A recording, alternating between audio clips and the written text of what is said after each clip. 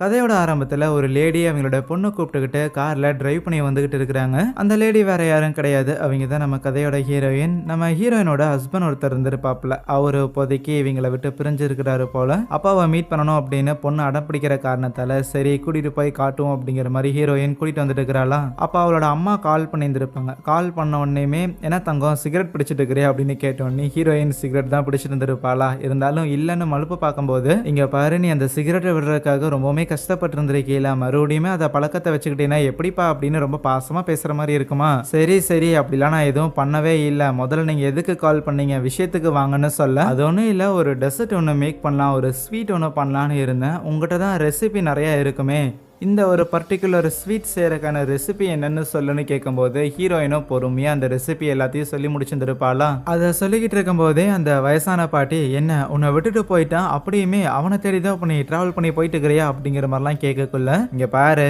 நான் ஒன்றும் விருப்பப்பட்டெல்லாம் போகல, பொண்ணு கேட்டா அதனால வேற வழி இல்லாம தான் போகிறேன், நீ முதல்ல போனை வைன்னு ஹீரோயின் கால் கட் பண்ணிடுவாளாம். ஆனா கொஞ்ச நேரம் கழிச்சு திருப்பியுமே அந்த அம்மா கால் பண்றாங்க. கால் பண்ணிட்டு ஆரம்பத்துல சொல்லியிருந்தாங்கல்ல அதே மாதிரி என்ன சிகரெட் பிடிக்க ஆரம்பிச்சிட்டியா, இப்போதானே நீ ரொம்ப கஷ்டப்பட்டு அதை விட்டுருந்த, திருப்பியுமே எதுக்கு அந்த பழக்கத்தை பழகுற அப்படிங்கிற மாதிரி பேசுறாங்க. அதுக்கப்புறம் நம்ம ஹீரோயின் கிட்ட ஒரு ஸ்வீட் செய்யறதுக்கான ரெசிபி எல்லாம் கேட்கறாங்களா.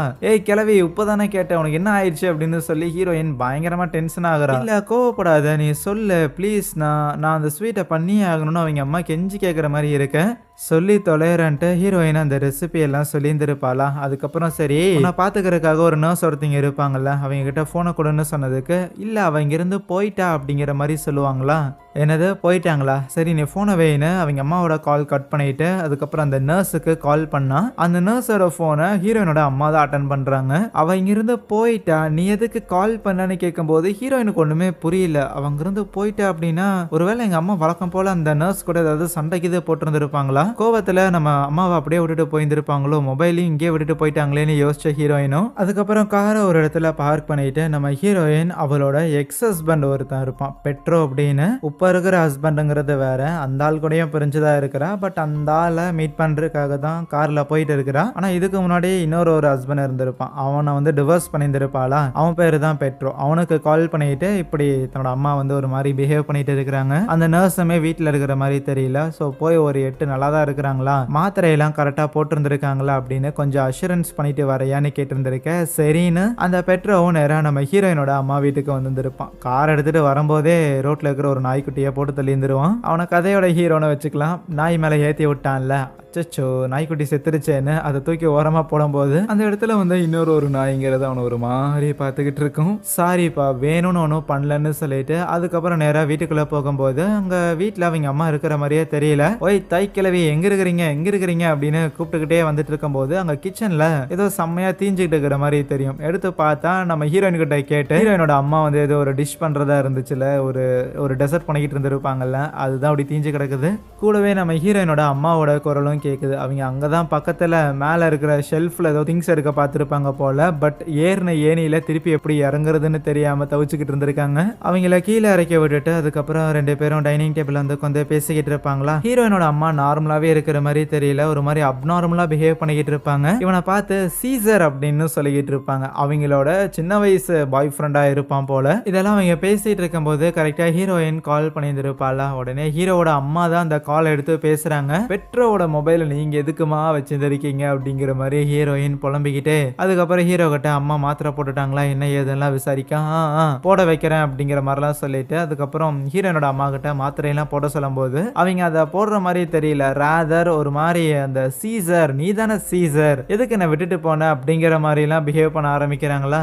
என்னடா இந்த கிழவி கூட ஒரே ரோதனையா போச்சேன்ட்டு இங்க பாருங்கம்மா முதல்ல இந்த மாத்திரையை போடுங்கன்னு சொல்லி கம்பல் பண்ணி அவங்கள மாத்திரையை போட வச்சுட்டு அதுக்கப்புறம் நம்ம ஹீரோயினுக்கு கால் பண்ணி இன்ஃபார்ம் பண்றான். இந்த மாதிரி சீசர்னு சொல்லி உங்க அம்மா ஏதோ புலம்பிட்டு இருக்கிறாங்களே, அது என்ன செய்தி, உனக்கு ஏதாவது மேட்டர் தெரியுமான்னு கேட்டதுக்கு எனக்கும் தெரியல, என் கூடயும் அப்படியே கால் பண்ணி பேசும்போது சீசருங்கிற ஒரு நேமை மென்ஷன் பண்ணாங்க, அந்த சீசர் கூட தான் மேரேஜ் ஆச்சுங்கிற மாதிரிலாம் சொல்லியிருந்தாங்க. எனக்கு எங்க அம்மா பேசுறது கேட்டாலே ஒரு மாதிரி காண்டாகுது, கொண்டு போய் ஏதோ ஒரு முதியோர் இல்லத்துல விட்டுறலான்னு இருக்கிறேன் அப்படிங்கிற மாதிரிலாம் ஹீரோயின் டென்ஷன் ஆகி புலம்பிக்கிட்டு இருப்பா. ஆனா இப்படி ஹீரோ போன் பேசிட்டு இருக்கும் போது பின்னாடி வந்து அந்த பாட்டி ஏதோ ஒன்னு எடுத்து அப்படியே ஹீரோவோட மண்டையிலே ஒரு அடி, அவ்வளவுதான் மயங்கி போயிடுவான். மயங்கி போனவனோட பாடியை தரன்னு இழுத்துட்டு வந்து ஒரு பேஸ்மெண்ட் மாதிரி ஒரு பகுதி இருக்குமா, அந்த இடத்துல வச்சு செயினாலெல்லாம் அவனை கட்டி போட்டு வைக்க, கொஞ்ச நேரம் கழிச்சு அப்படியே கொஞ்சம் ஓரளவுக்கு நம்ம ஹீரோவும் மயக்க தெளிஞ்சு எழுந்துருச்சா, அங்க ஆப்போசிட்ல நின்னுகிட்டு அந்த பாட்டி என்னன்னா ஒரு கம்பியை பழுக்க காய்ச்சிக்கிட்டு இருக்குது. ஏய் கிளவி, எதுக்கு கட்டி போட்டு வச்சிருந்திருக்க? இப்போ என்ன கம்பியெல்லாம் காய்ச்சிட்டு இருக்கிறே, என்ன பண்ண காத்திருந்திருக்க, பைத்தியக்காரி கிளவி லூசு அப்படிங்கிற மாதிரிலாம் கத்திட்டு இருப்பானா.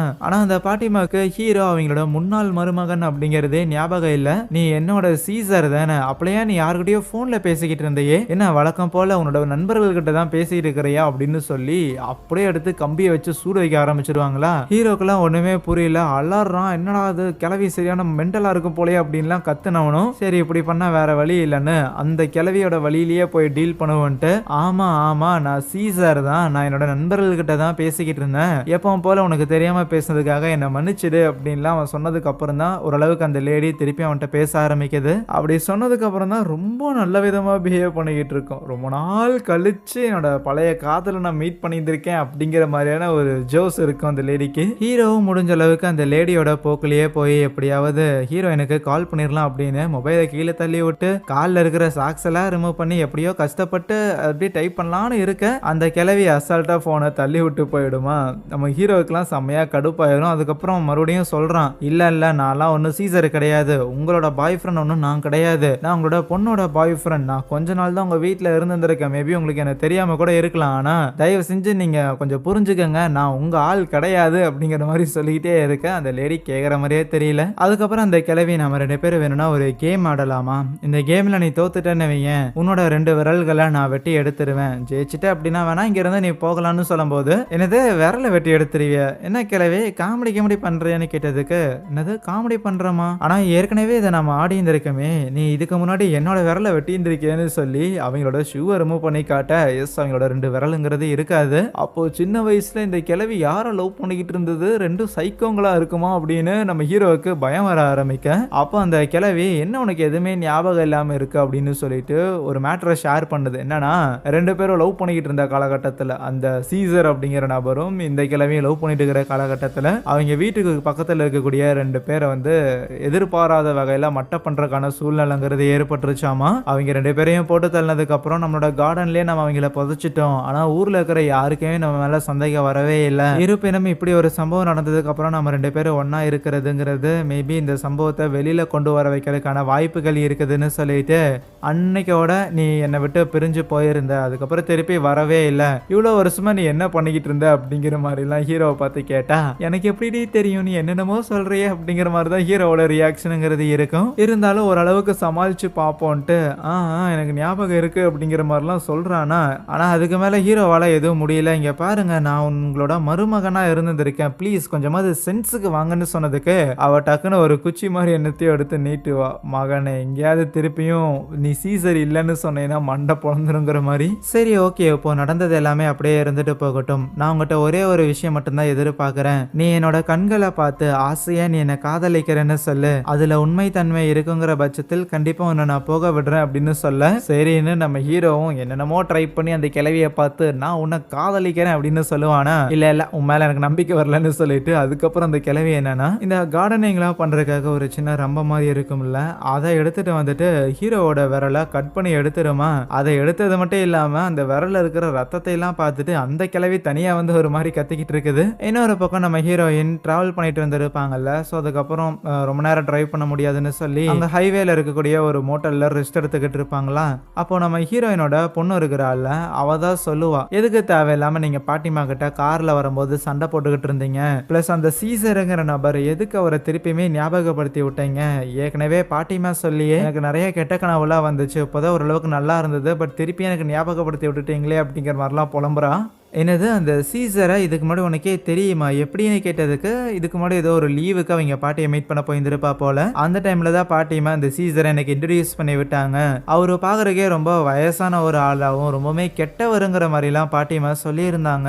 இப்போ எனக்கு என்னமோ நீங்க பாட்டிமா கிட்ட ஃபோன் பண்ணி பேசணும்னு நினைக்கிறேன், கமான் கால் பண்ணுங்கன்னு சொல்லி அவ பாட்டுக்கு போட்டு பெட்டை தட்டிக்கிட்டே இருப்பாளா. ஹீரோயினுமே சரின்ட்டு அவங்க அம்மாவுக்கு கால் பண்றா, பட் அவங்க கால் எடுக்கல. ஹீரோவுக்கு கால் பண்ணா அவனுமே எடுக்கல. 2 பேருமே கால் எடுக்கல பாப்பா, அப்புறமா கூப்பிட்டுக்கலாம்னு சொல்லிட்டு, ஆமா உனக்கு ஏதோ ஒரு கெட்ட கனவு வந்துச்சுன்னு சொன்னியே, அது என்னதுன்னு கேட்டா, அதுவா அந்த கனவுல நான் ஏதோ ஒரு லேக் பக்கத்துல இருக்கிற மாதிரியும், அந்த லேக் பக்கத்துல என் கூடயே உன்ன மாதிரி பாட்டிமா மாதிரி நெறைய ஆளுங்க எல்லாரும் இருந்தாங்க. அப்ப திடீர்னு அந்த லேக்குள்ள இருந்து ஏதோ ஒரு கருப்பு உருவங்கிறது வந்துச்சு. எல்லாரும் அந்த உருவத்துக்கிட்ட இருந்து தப்பிச்சு ஓட பார்த்தாங்க. அப்படி ஒரே ஒரு பர்ட்டிகுலர் உருவம் மட்டும் என்ன நோக்கி வந்து என்கிட்ட பேசுச்சு. அதுதான் அந்த சீசர்ங்கிற மாரி அவ சொல்ல, இங்க மறுபடியும் நம்ம ஹீரோவ காட்டுறாங்க. அந்த விரல வெட்டியிருந்திருப்பாங்கல்ல. ஸோ அந்த வலியில ஹீரோ மயங்கியே போயிருந்திருப்பான். ஆனா மயக்கத்திலிருந்து எழுந்திருக்கும்போது அவனோட கண்ணுக்கு முன்னாடி ஏதோ ஒரு ஆந்த மாரி தெரியுமா? நல்லா கவனிச்சா அது அந்த பாட்டிமாவா தான் இருக்கும். ஏதோ ஒரு மாஸ்க் மாட்டுன மாரி இருப்பாங்க. பட் அவைங்கள இப்போ ஹீரோ கூப்பிடும்போது அவங்களுக்கு ஹீரோ வந்து ஓகே தன்னோட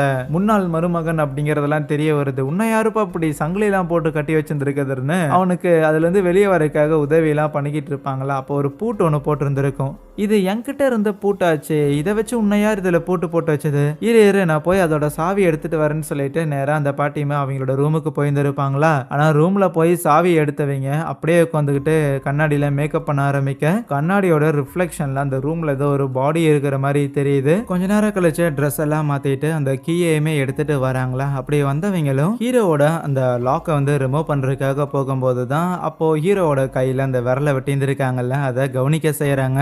அதை கவனிச்ச உடனேயுமே என்ன சீசர் மறுபடியுமே நீ என்னை ஏமாத்த பாக்குறிய அப்படின்னு அந்த கிளவி மறுபடியும் லூஸ் ஆயிருச்சு. ஆனா ஹீரோ எனக்கு ரெஸ்ட் ரூம் வருது ப்ளீஸ் என்னோட கட்டை வந்து அவுழ்த்து விடு அப்படின்னு சொல்லிக்கிட்டே இருக்க, அவ கேட்காம இருக்கிறங்காட்டி ஹீரோ அதே இடத்துல பேண்ட்லயே மூச்சா போயிருவானா. என்னடா சீசர் இப்படி பண்ணியிருந்திருக்கேன்னு அந்த கிளவியும் ரொம்ப பாசம் காட்டுற மாதிரி ஒரு துணியெல்லாம் வச்சுட்டு அதெல்லாம் துடைக்கும். ஆனா தொடச்சது அப்படியே அதே துணியை வச்சு ஹீரோவையும் அடிக்க ஆரம்பிக்குது. அதுக்கப்புறம் நேரங்கிறது போய்கிட்டு இருக்க நம்ம ஹீரோ மயங்கி போயிருந்திருப்பானா. கொஞ்ச நேரம் கழிச்சு யாரோ காலிங் பெல் அழுத்துற மாதிரி தெரியுது. போய் பார்த்தா இந்த பாட்டிமா இருக்கிற இந்த ஒரு வீட்டை சேல் பண்றதா இருக்கிறாங்க போல. அதனால அந்த புரோக்கர் இந்த வீட்டை வாங்க போற ஒரு லேடியை கூட்டிட்டு வந்திருக்காங்களா, கை குழந்தையோட வந்திருப்பாங்க. ஓ வந்திருக்கீங்களா, சரி சரி ஒரு நிமிஷம் இருங்கன்னு சொல்லி அந்த லேடி அவசர அவசரமா உள்ள வந்துட்டு, ஹீரோ அதே சேர்ல தானே இருக்கிறான். அப்படியே ரொம்ப கஷ்டப்பட்டு மெனக்கெட்டு அப்படியே அவனை சேரை தள்ளி தள்ளி தள்ளி தள்ளி அங்க இருக்கிற ஒரு பெட்ரூம்குள்ள கொண்டு போய் வச்சிடுறாங்க. அதுக்கப்புறம் அந்த புரோக்கரா இருக்கட்டும், அந்த வீடு வாங்குறதுக்காக வந்த அந்த லேடியா இருக்கட்டும், ரெண்டு பேரும் வீடெல்லாம் சுத்தி பார்த்துக்கிட்டு இருப்பாங்களா. அப்படி சுத்தி பார்த்துட்டு மாடியில் இருக்கக்கூடிய ரூம் எல்லாம் போய் பார்க்கும்போது அங்க மாடியில் இருக்கிற ரூம்ல தான் ஆல்ரெடி ஒரு டெட் பாடிங்கிறது இருக்குல்ல. அந்த டெட் பாடியை இவங்க பாத்திரக்கூடாதுன்னு சொல்லிட்டு இந்த கிளவி உள்ள போய் நின்னுக்கிட்டு எப்படி நல்லா இருக்கா இதுக்கு மேல வராதிங்க அப்படிங்கிற மாதிரி நின்னுக்கிட்டு இருக்கும் வழியை மறைச்சு. பிளஸ் அந்த பெட்ரூம்ல இருக்கிற டெட் பாடிங்கிறது வேற யாரும் கிடையாது, இந்த பாட்டிமாவை பாத்துக்கிறதுக்காக அப்பாயிண்ட் பண்ணப்பட்டிருந்த அந்த நர்ஸா தான் இருக்கும். ஒன்ஸ் வீட்டெல்லாம் சுத்தி பார்த்ததுக்கு அப்புறம் அந்த லேடி அங்க இருந்து போயிருவாங்களாம். போறதுக்கு முன்னாடி அந்த புரோக்கர் இருக்கிறான்ல, அவன் இந்த கிளவி கிட்ட வீட்டுல அங்கங்க சில ஓட்ட உடசல்கள்லாம் இருக்குது, அதெல்லாம் கொஞ்சம் சரி பண்ணி வைங்க, அடுத்த தடவை யாரையாவது கூட்டிட்டு வரும்போது என்னால எல்லா டைம்லாம் சமாளிச்சுட்டு இருக்க முடியாதுன்னு சொல்லும்போது, ஒத்திட்டு போடா எனக்கு தெரியண்டா அப்படிங்கிற மாதிரி ஓவரா இந்த கிளவி லந்து பேசி இருந்திருக்கும். அதுக்கப்புறம் மறைச்சு வச்சிருந்த ஹீரோவை திருப்பியும் ஹாலில் இழுத்து வச்சு அவனோட வாயில டையெல்லாம் துணிச்சுட்டு இருந்திருப்பா போல, கத்தக்கூடாதுங்கிறங்காட்டி அதெல்லாம் எடுத்து விட்டுறான். கூடவே ஒரு கேக் ஒன்று ரெடி பண்ணி அதை பேக் பண்ணுறதுக்காக அவன்லாம் வச்சுட்டு, அதுக்கப்புறம் அந்த கிளவி ஒரு நாய் ஒன்று வளர்த்துட்டு இருக்கும் போல. ஸோ அந்த நாய் எங்கே இருக்குது அப்படின்னு அதை தேடி வெளியில் வந்திருப்பாளா, வீட்டை விட்டு வெளியில் வந்திருப்பா. எங்கே போச்சுன்னு தெரியலேன்னு தேடி வரும்போது தான் ரோட்டில் நம்ம ஹீரோ நைட்டே அந்த நாயை காலி பண்ணிட்டு சைடில் அவன் பாட்டுக்கு எரிஞ்சு போட்டு போயிருப்பான்ல, அது அங்கே தான் இருக்குமா. அதை பார்த்தோன்னே அவளுக்கு ரொம்பவுமே வருத்தம் ஆயிடுச்சு. அந்த நாயினா ரொம்பவுமே பிடிக்கும் போல. அப்படியே கோவங்கிறது ஹீரோ மேலே தான் திரும்புது. நேற்று நைட்டு அவன் தான் வண்டியை விட்டு ஏற்றிருப்பான் அப்படிங்கிற மாதிரி கோவப்பட்டு நேராக ஹீரோ கிட்ட சண்டை போடுறதுக்காக வர, அவனுக்கு நாயை பார்த்தோன்னே புரிஞ்சிருச்சு, ரைட்டு அந்த கிளவி நம்மளை தான் டார்ச்சர் பண்ணுறதுக்காக வருதுன்னு. அந்த கிளவி ஆல்மோஸ்ட் ஒரு கம்பி எடுத்து குத்துறதுக்காகலாம் வந்துருக்கோம், நம்ம ஹீரோவை காயப்படுத்த பார்த்துருந்துருக்கோம். பட் ஹீரோ தான் இல்லை இதை நீ தான் பண்ணுன, ஞாபகம் இல்லையா நேற்று நைட்டு நீ தான் காரை ரிவர்ஸ் எடுக்கும்போது தெரியாமல் அந்த நாய் மேலே ஏற்றிட்ட, இதை ஹீரோயின் இதை பார்த்த அப்படின்னா ரொம்பவே வருத்தப்படுவான்னு சொல்லி அதுக்கப்புறம் நீ தான் அதை தூக்கி வீசிட்ட, உனக்கு ஞாபகம் இல்லையான்னு சொல்லும்போது அந்த கிளவியே கன்ஃபியூஸ் ஆயிடுது. ஒருவேளை இது உண்மையாக தான் இருக்குமோ, நான் தான் இதை மேலே ஏற்றிட்டேன்னா எனக்கு இந்த நாயினா ரொம்பவுமே பிடிக்கும், ஹீரோயின் வந்தா அப்படின்னா அவளுமே இதை நினைச்சு வருத்தப்படுவாளே அப்படின்னு இந்த கிளவி ஃபீல் பண்ண. ஆமா ஹீரோயின் வந்தா வருத்தப்படுவா, இதை கொண்டு போய் வீட்டுக்கு பின்னாடி புதைச்சிருன்னு ஹீரோ சொல்லியிருந்திருக்க. சரின்னு அந்த கிளவி அதெல்லாம் கேட்டுட்டு அப்படியே ஒரு மண்வெட்டியை கொண்டு வந்து அந்த நாயை அதே இடத்துல அங்க புதைச்சி வச்சிடுறாங்களா. புதைச்சிட்டு அதுக்கப்புறம் உள்ள வந்த கிளவி அந்த நாயை பத்தின வருத்தம் அது எல்லாமே போயிருச்சு. மறுபடியுமே ஹீரோவை ஹராஸ் பண்றதுக்காக ரெடி ஆயிருச்சு. ஆனா போன தடவை எப்படி ஹீரோவோட விரல்கள் ரெண்டைய வெட்டி எடுத்தா அதே மாதிரி போன தடவை ஹீரோவோட விரல 2யும் வெட்டி எடுக்கிறதுக்காக அவ என்னென்ன கேள்விகள்லாம் கேட்டாலோ அந்த கேள்விகளுக்கான பதில அந்த டைம்லயே அந்த கிழவி வந்து சொல்லியிருந்திருக்கும். ஆனா அந்த கேள்விக்கு ஏதோ ஞாபகம் வரது மாதிரி இருக்கு போல. அதெல்லாம் மறந்து போச்சு. முதல்ல இருந்து நம்ம ஹீரோ கிட்ட ஏற்கனவே இவ கேட்ட கேள்விகளை தான் திருப்பி கேட்கிறாளா, அந்த கேள்விகளுக்கான பதிலையும் ஏற்கனவே அந்த கிழவி சொல்லியிருந்திருக்கும். ஆகையால் நம்ம ஹீரோவுக்கு வசதியா போச்சு. அப்பாடா கேட்ட கேள்விதானா அப்படின்னு சொல்லி ஏற்கனவே அந்த கிழவி சொன்ன பதிலை வச்சு தொடர்ந்து பதில் சொல்லியிருந்திருப்பானா. ஆனா எல்லாத்துக்கும் பதில் சொல்லியிருந்துமே அந்த கிழவி அவனை வெற்றிருந்திருக்காது. அது பாட்டுக்கு போயிட்டு ஓரமா தூங்க ஆரம்பிச்சிருமா. ஹீரோவுக்கு என்ன பண்றதுன்னு தெரியல. அப்படியே பொறுமையா உட்காந்துக்கிட்டே இருக்கும்போது அவனோட கால் கட்ட அவிழ்த்து வந்திருப்பான். ஸோ எப்படியோ ஒரு கால்ங்கிறது ஃப்ரீயா இருக்கா. கூடவே அந்த கிழவி ஏற்கனவே அந்த பூட்டுக்கான சாவிங்கிறத எடுத்துட்டு வந்திருக்கும்ல, அது அங்க இருக்கிற ஒரு சேர்ல தான் இருக்கும். அதை மட்டும் அப்படியே நைஸாக காலை வச்சு எடுத்து அப்படியே பூட்டை அன்லாக் பண்ணுறதுக்காக முயற்சி பண்ணும்போது வெளியில் ஒரு கார் வந்த மாதிரியான சத்தங்கிறது கேட்கும். அது ஹீரோயினாக தான் இருக்குமா. உடனே என்னை காப்பாற்றுங்க காப்பாற்றுங்க அப்படின்னு ஹீரோ அலற அந்த சத்தங்கிறது அந்த கிழவிக்கு கேட்டுருது. அப்படியே எழுந்திரிச்சு வந்து ஹீரோவோட வாயில அவன் பேசாத மாதிரி ஒரு துணியை வச்சு கட்டிடுறா. கூடவே அந்த கிழவி லைட் எல்லாம் ஆஃப் பண்ணிட்டு அங்க இருக்கிற ஒரு கத்தியை வந்து சேஃப்டிக்காக எடுத்து வச்சிருந்திருக்கேன். நம்ம ஹீரோயினுமே மெயின் டோர் வழியா வரலான்னு பார்த்தா லாக் ஆயிருந்திருக்கும். ஆகையால் வீட்டை சுத்தி பின்னாடி டோர் வழியா வந்திருப்பாளா. அவ உள்ள வந்தோடனே என்ன ஒரே இருட்டா இருக்குது, அம்மா என்ன பண்றீங்க அப்படின்னு கூப்பிட்டுக்கிட்டே வரும்போது அப்போ அங்க யாரும் அண்ணத்தர மாதிரி இருக்கும். அது ஹீரோவா தான் இருக்கும். டே உன்னையோண்டா கட்டி வச்சதுன்னு அவனோட வாயில இருக்கிற கட்டெல்லாம் எடுத்துட்டு அவன் கையில இருக்கிற அந்த லாக்கையுமே ரிமூவ் பண்ண ட்ரை பண்ணும்போது கரெக்டா அந்த கிழவி அங்க வந்திருக்கும். அந்த கிழவி வந்தோடனே அது ஹீரோனோட அம்மா தானே. ஆகையால் ஹீரோயின் அவங்க அம்மா கிட்ட பேச்சு கொடுக்கறதுக்காக முயற்சி பண்றா. இந்த நேரத்துல நம்ம ஹீரோவுமே எப்படியாவது அந்த ஒரே ஒரு கையை வச்சுட்டு அந்த லாக்கை நீக்கிறதுக்காக முயற்சி பண்ணிக்கிட்டு இருக்க. இங்க ஹீரோயின் அவங்க அம்மா கிட்ட இருக்கிற ஒரு கத்தி மாதிரி ஒன்று இருக்கும், அதை பிடுங்கலான்னு முயற்சி பண்ணா அவங்க கையில வச்சிருந்த இன்னொரு கத்தியால ஹீரோனோட வயிற்றுலேயே குத்திடுறாங்க. அடுத்ததாக ஹீரோவையும் காயப்படுத்த முயற்சி பண்ணும்போது நல்ல வேலை அவன் அந்த லாக்கை ரிமூவ் பண்ணிட்டு சேர்ல உட்காந்தபடியே அந்த கிழவியை அவன் தடுத்துக்கிட்டு இருக்க. அவன் உட்காந்துட்டு அந்த பகுதி பயங்கர வீக்கா இருந்திருக்கும் போல. அப்படியே ஃப்ளோருங்கிறது உடஞ்சு டைரக்டா பேஸ்மெண்ட்ல போய் விழுகிறானா. அந்த கிழவி இன்னுமே அந்த ஃப்ளோரோட எட்ஜை பிடிச்சி அப்படியே தட்டு மாதிரி மேல வந்துடும். கீழே அந்த செயின் எல்லாத்தையும் ரிமூவ் பண்ணியிருந்தாலும் ஹீரோ சேஃபா அந்த சேரோட தான் வந்து கீழே விழுந்துருப்பானா. அதுக்கப்புறம் மேல எப்படா போகிறதுன்னு யோசிக்கும் போது அந்த கிழவி மேல இருந்துகிட்டு சிரிக்குது. அந்த சிரிப்பு சத்தம்லாம் அப்படியே கேட்குது. கீழே விழுந்து நல்லா வகையா மாட்டிக்கிட்டே அப்படியே ஏறாங்கிற மாதிரிலாம் அந்த கிழவி சிரிச்சுக்கிட்டு இருக்க. ஹீரோவும் என்னடா பண்றதுன்னு சொல்லி அங்க இருக்கிற டேபிள் சேர் அப்படின்னு எல்லாத்தையும் இழுத்து போட்டு அவனும் அப்படியே கஷ்டப்பட்டு மேல வந்துடுறான். மேல வந்தோடனே முதல்ல வெளியில போறதுக்காக முயற்சி பண்ண ஹீரோயின் அனத்தர மாதிரியான சத்தங்கிறது கேட்குமா. இவ வேற இங்க இருக்கிறாளேன்னு அடிப்பட்ட ஹீரோயினையும் கூட்டிட்டு போக முயற்சி பண்ணும்போது பின்னாடியில இருந்து வந்த கிழவி ஹீரோ கூட திருப்பி சண்டை போட ஆரம்பிக்குது. வாய்ப்பு கிடைச்சோன்னே ஹீரோ போட்டு அந்த கிழவிய பொழந்தரலான்னு இருக்கும்போது இல்ல வேணாம் அப்படின்னு அவனோட காலை பிடிச்சு ஹீரோயின் தடுக்க ட்ரை பண்ண.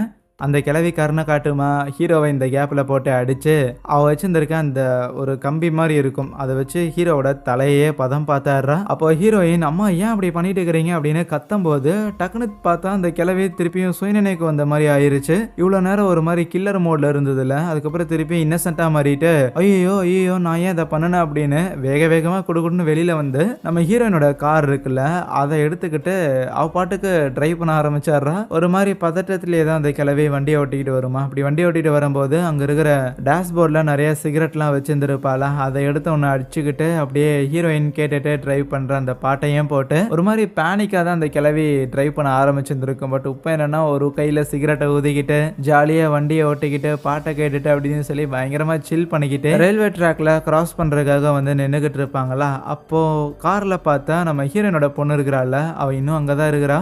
பாட்டிமா இங்க என்ன பண்றோம், அம்மா எங்க அப்படின்னு கேட்டதுக்கு அந்த பாட்டிமாவும் அதுக்கப்புறம் தான் சுயநினைக்கே வருது போல.